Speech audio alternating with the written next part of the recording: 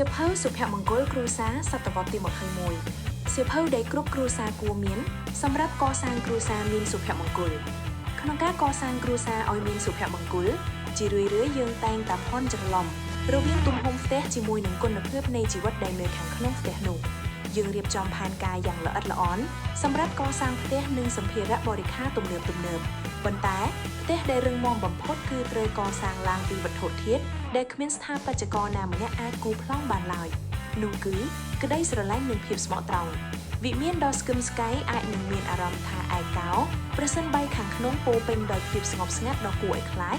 ឬការបោកប្រាស់ប៉ុន្តែខ្ទមដ៏តូចមួយអាចបញ្ចេញពន្លឺកក្ដៅប្រសិនបើនៅខាងក្នុងនោះមានក្តីស្រឡាញ់ភាពស្មោះត្រង់និងសច្ចធម៌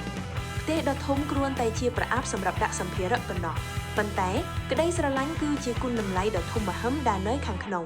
គ្រួសារដែលមានសុភមង្គលប្រកបដោយនិរន្តរភាពតែងតែផ្ដល់អាទិភាពដល់ក្រុមគ្រួសារមានពេលវេលាដ៏សមគួរសម្រាប់ថែរក្សាភាពស្មោះត្រង់និងលើកកម្ពស់គុណតម្លៃនៃក្តីស្រឡាញ់តាមរយៈសកម្មភាពជាក់ស្ដែងនានាដូចជាការទទួលទានអាហាររួមគ្នាភាពស្និទ្ធស្នាលការសន្ទនាដ៏ស៊ីជម្រៅជាដើមជាជាងការទិញដាក់សម្ភារៈថ្មីៗថែមក្នុងផ្ទះសម្ភារៈកាន់តែថែមផ្ទះកាន់តែចង្អៀតក្តីស្រឡាញ់និងភាពស្មោះត្រង់កាន់តែកើនផ្ទះកាន់តែមានបរិយាកាសស្រស់ស្រាយរីឯសុភមង្គលវិញកាន់តែអស្ចារ្យសម្រាប់ខ្ញុំមានលុយច្រើនមិនប្រកាសថាអ្នកជាអ្នកមានទេហើយមានលុយតិចក៏មិនប្រកាសថាអ្នកជាមនុស្សក្រដែរដូច្នេះមានតែលុយឬទ្រព្យសម្បត្តិច្រើនមិនមែនមានន័យថាគ្រួសារនោះមានសុភមង្គលទេនៅក្នុងគ្រួសារបើគ្មានក្តីស្រឡាញ់និងភាពស្មោះត្រង់ទេគ្រួសារនឹងរលាយការកសាងគ្រួសារដែលមានសុភមង្គលយូរអង្វែងតម្រូវឲ្យយើងឲ្យតម្លៃលើសុចរិតភាពលើពីសម្បកក្រៅដោយដែលលោកខុងជឺបានបង្រៀនថាកម្លាំងនៃប្រជាជាតិមួយគឺកើតចេញពីសុចរិតភាពនៃគ្រួសារនៅពេលដែលយើងជ្រើសរើសភាពស្មោះត្រង់ជាជាងរូបភាពនិងមុខមាត់ខាងក្រៅនោះមានន័យថាយើងបានបង្រៀនមនុស្សជំនាន់ក្រោយថាតម្លៃរបស់ពួកគេស្ថិតនៅលើចរិតលក្ខណៈនិងចរិយាសម្បត្តិមិនមែនលើទ្រព្យសម្បត្តិឡើយ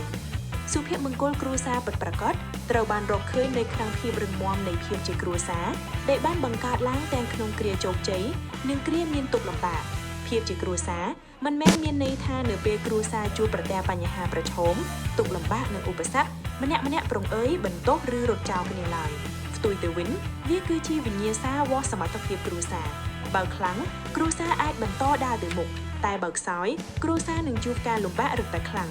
សរុបមកវិញខ្ញុំជឿជាក់ថាទូផ្ទះធំទូលាយប៉ុណ្ណាបើមិនចេះរៀបចំទេវានឹងប្រែជាតូចចង្អៀតផ្ទុយទៅវិញបើចេះរៀបចំវានឹងប្រែជាធំទូលាយទោះបីផ្ទះនោះតូចប៉ុណ្ណាក៏ដោយ